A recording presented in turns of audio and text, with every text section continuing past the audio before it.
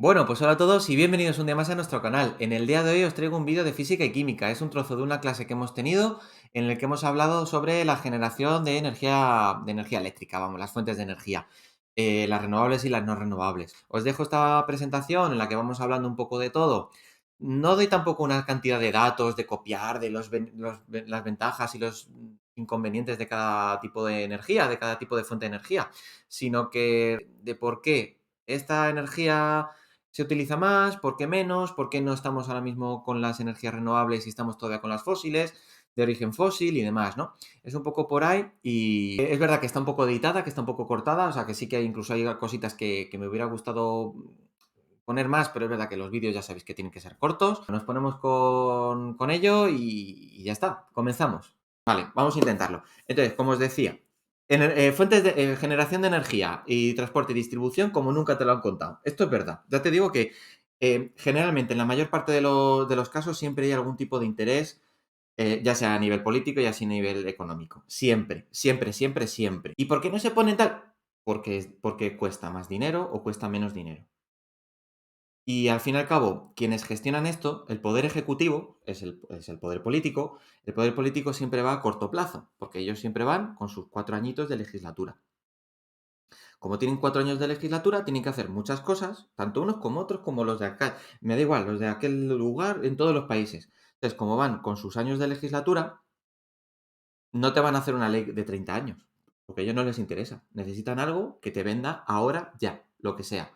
Y si luego para los siguientes les deja un marroncito curioso, pues ya tienes motivos para criticarles. No sé si me explico. Esto es así siempre. Ya está, esto es así. Entonces, esto se complementaría con un segundo vídeo que es el de consumo responsable. Vale, entonces, con el tema de qué es lo que vamos a hablar hoy. Vamos a hablar de fuentes de energía, renovables y no renovables. Y dice, pero si esto son los de todos los años. Ya sí, pero yo te voy a contar realmente, me voy a quedar con lo que realmente te interesa y lo que yo quiero aportarte que es nuevo. Transporte de energía, que esto sí que no lo has visto, y distribución de la energía. Transporte y distribución viene a ser lo mismo. Entonces, bueno, nos ponemos con las fuentes de energía. ¿De dónde viene la energía? Pues básicamente, las fuentes de energía que tenemos son fuentes de origen renovable y de no renovable.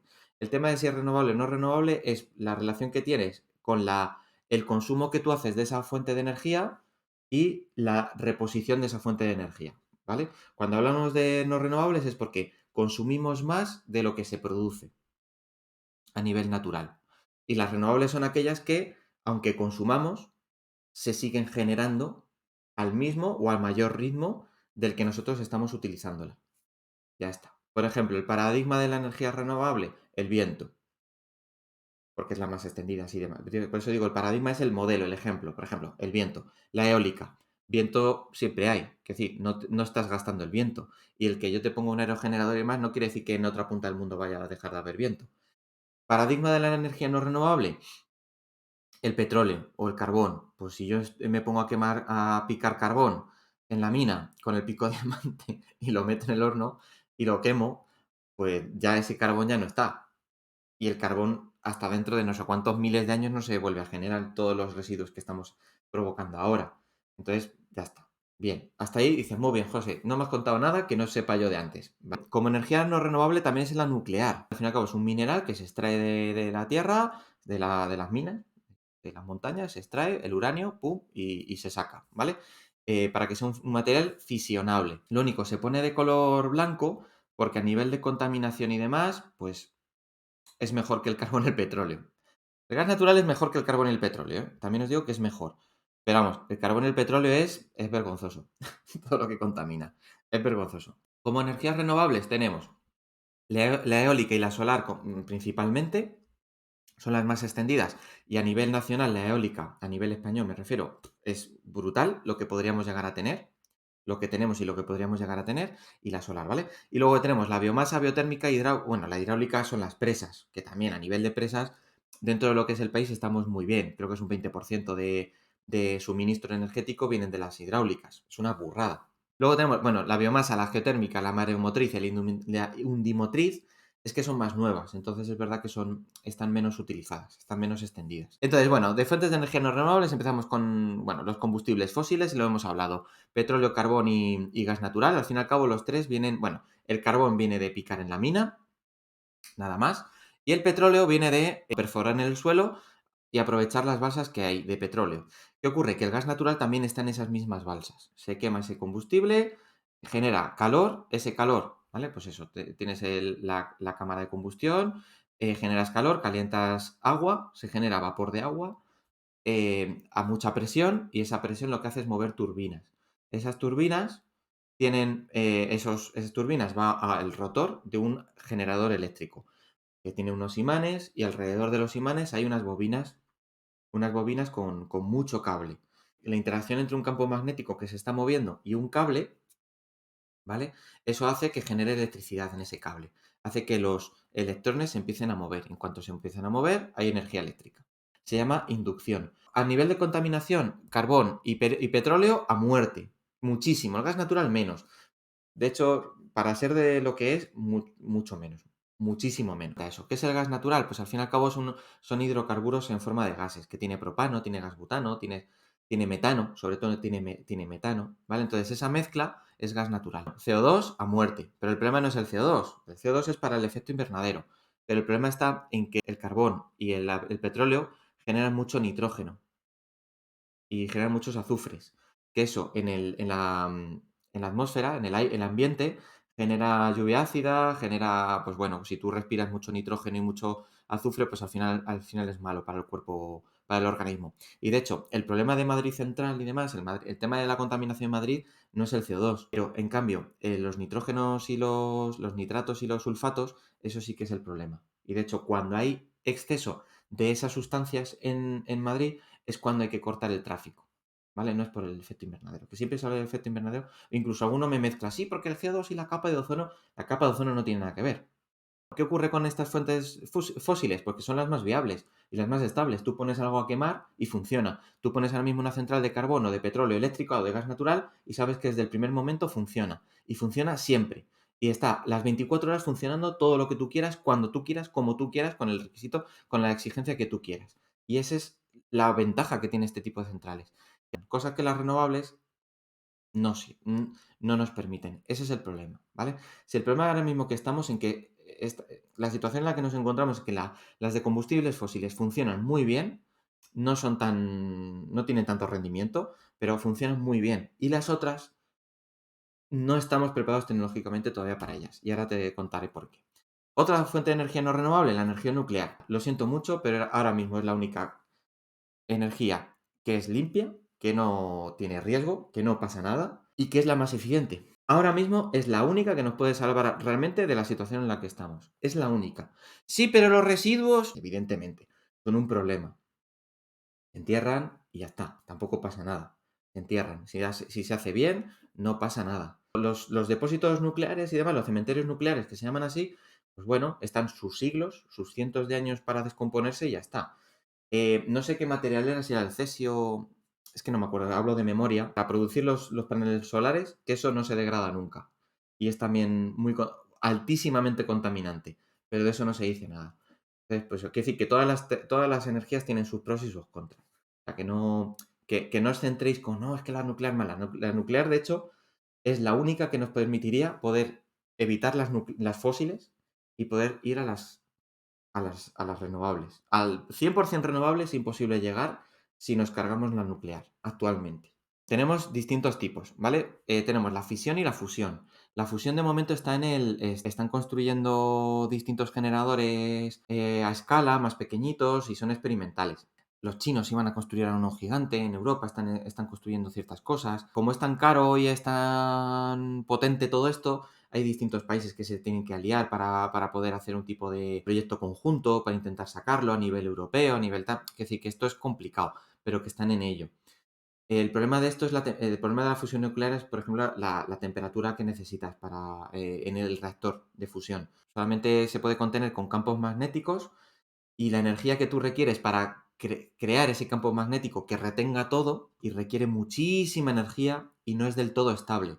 Ese es el problema. A ver cómo se consigue gastar menos energía de la que estás generando, que sea de forma continuada. Lo que actualmente tenemos desde los años, bueno, pues desde la Guerra Fría, desde la Segunda Guerra Mundial después, la fisión nuclear, que consiste en romper átomos de uranio, los partes, ¿vale? Y esa energía, lanzándoles neutrones, ¿vale? A esos átomos, los rompes, y entonces se separa protones y unos neutrones hacia un lado, unos cuantos protones y neutrones hacia otro lado, y entonces generas dos elementos distintos más pequeñitos, que es lo que es radiactivo, que es el problema de todo esto.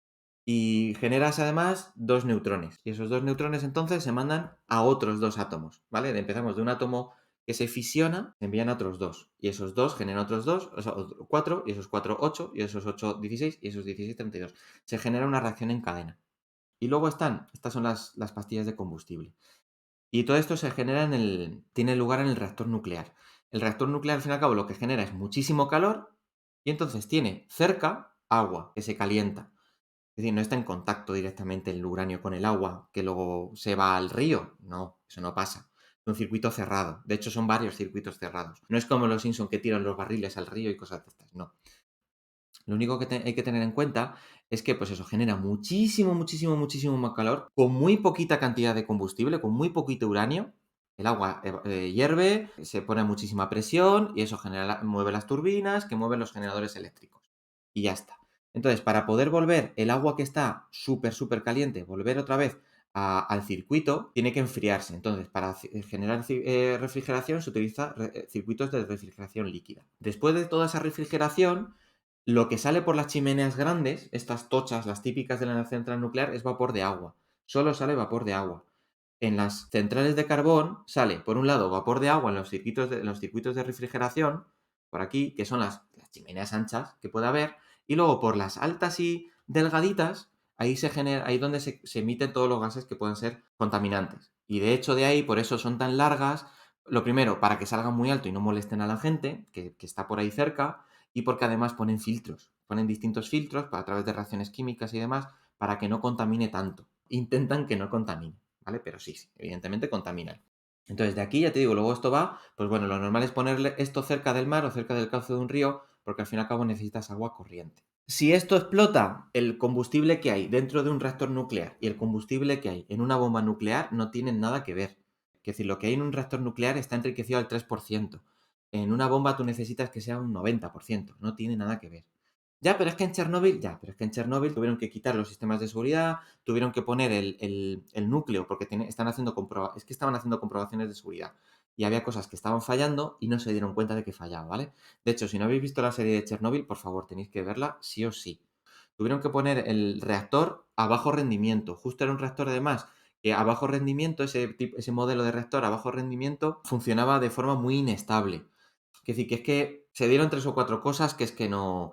Y de hecho, entre ellos no se ponían de acuerdo, y al final, cuando se quisieron dar cuenta, ya era demasiado tarde, y lanzaron todas las barras de carbono. Hay unas barras de carbono que son los catalizadores, que lo que hacen es, cuando quieren ralentizar la reacción, lo que hacen es meterlas dentro del reactor. Absorben los neutrones que quedan por ahí, y entonces no se producen tantos choques. Este es el mapa a nivel europeo de las centrales nucleares que hay. En España, fíjate que tenemos ahora mismo 5 activas. Luego cada una tiene más de un reactor. La gracia está en que dentro de una misma central tienes uno, 2, 3, 4 reactores. Ahora estamos con el tema del apagón nuclear y demás, pero bueno, realmente no es algo muy viable actualmente. Porque si quitas las centrales nucleares, ¿qué ponemos? Aerogeneradores, paneles y demás. No podemos poner algo que equivalga a todo lo que hay. Hay como 200 reactores en Europa. Es decir, esto no se puede apagar cuando te dicen, no, pues que para 2022 o 2023, algo así, que Alemania quiere cerrarlas. Vale, muy bien. ¿Qué vas a poner? Y entonces decían hace años, oh, es que están invirtiendo mucho en energía solar, energía eólica. ¿Sabéis lo que ponen al lado de cada central, de cada parque solar o de cada parque eólico los alemanes? Pues lo han contado, da igual, os lo cuento yo. Están poniendo una central de combustión al lado. Por algo será, ¿no? Ahora lo comentamos, seguimos comentando. Venga, empezamos con las renovables. La energía eólica. A ver, el problema de la energía eólica y la energía solar, que son las que tenemos aquí, es que no son constantes.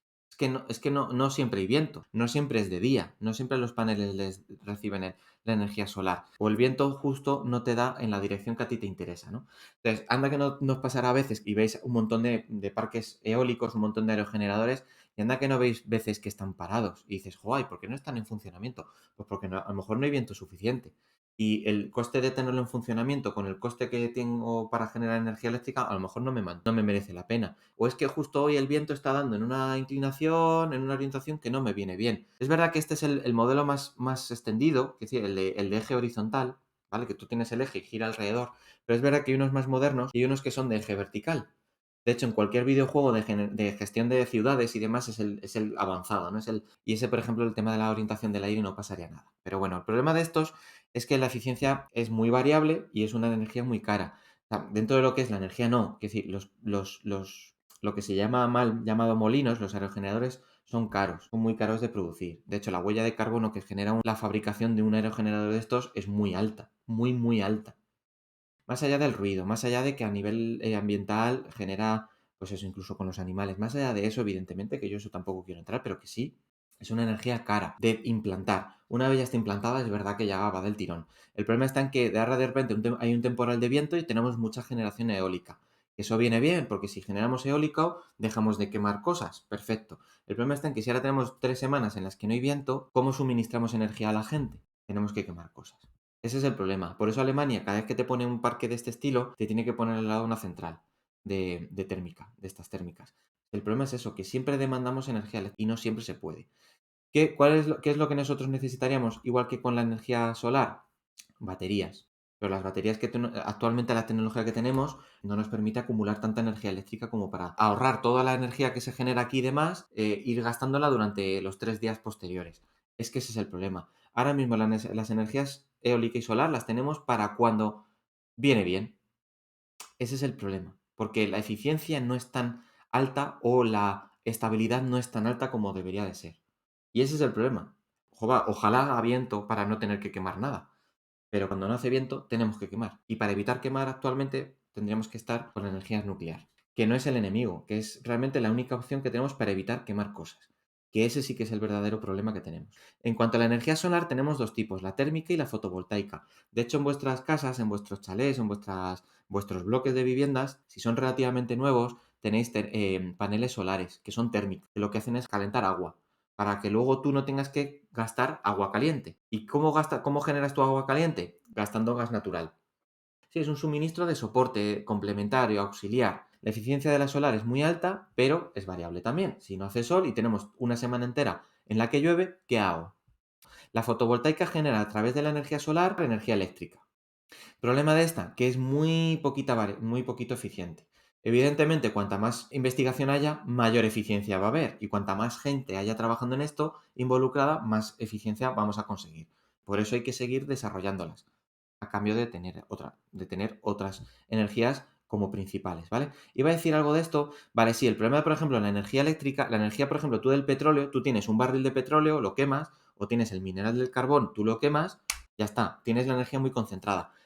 ¿Qué pasa con el aire? O sea, un frente de viento no viene en una ciudad, viene por muchas ciudades, ¿no? Pues es lo mismo que pasa, que decir, que no está tan concentrada la energía solar o la energía eólica.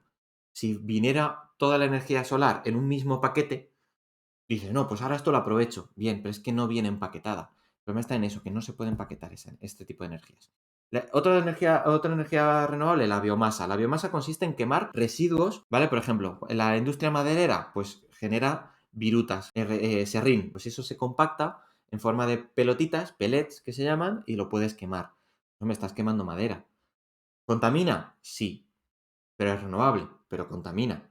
Entonces, pues bueno, tiene muy buena eficiencia, pero no deja de ser una caldera de algo que quema cosas. Los residuos de la agricultura también se pueden utilizar, ¿vale? Cualquier cosa que sea orgánica se puede quemar. La geotérmica aprovecha mediante conducciones, ya sea por vapor o ya sea por conducción de líquido, lo que hace es aprovechar el calor que hay interior en la Tierra para traerlo. Mandas agua fría, la calientas y a su vez caliente. A nivel de energía, pues es bastante eficiente y es bastante guay porque realmente estás aprovechando solo lo que ya está en la Tierra. Lo único que no se puede utilizar en todos los sitios. Tiene que ser lugares en los que realmente haya cierta actividad geotérmica. Aquí en Madrid yo no sé si se puede aprovechar. Honestamente, no sé si se puede aprovechar. Antiguamente no. Actualmente a lo mejor se ha desarrollado alguna cosita a nivel de pequeña generación, a lo mejor para viviendas, pero que oye, que a lo mejor alguno dice, pues sí, porque yo tengo punto en boca y me callo, ¿vale? Pero esta, por ejemplo, estaría bastante guay, ¿eh? Esa sería bastante buena. No, ay, mira, ay, bueno, he puesto geotérmica, disculpad. La hidráulica, perdonad. Una presa, un río. Aprovechar mediante turbinas la corriente de un río, por ejemplo, o aprovechar con un embalse la energía potencial, que lo hablábamos el otro día en clase, la energía potencial de la altura, y abrir las compuertas en el momento adecuado para que cuando caiga, ¡boom!, aprovechar los 60, los 40, 50 metros que tiene de altitud, de altura el agua. Entonces eso empieza a caer, ¡pum! Y con esa energía cinética movemos las turbinas y generamos energía eléctrica. Hay distintos tipos de central hidráulica, incluso las muy tochas, las grandes, muy grandes, no son renovables, porque pasa tanta cantidad de agua por el cauce de estos tubos que los ríos no son capaces de suministrar toda la cantidad de agua a ese lago, a ese embalse. Pero bueno, incluso se podría bombear hacia arriba otra vez de vuelta y demás. Hay distintos tipos, ¿vale? Según el tamaño que tengan, según cómo esté colocado los embalses. El problema de esto, que es muy difícil de implantar. Aquí, por ejemplo, en la zona de Madrid, en la zona interior, digo de Madrid, pues bueno, Castilla y demás, hay muchos embalses, precisamente por un lado, para evitar sequías y para suministrar energía eléctrica.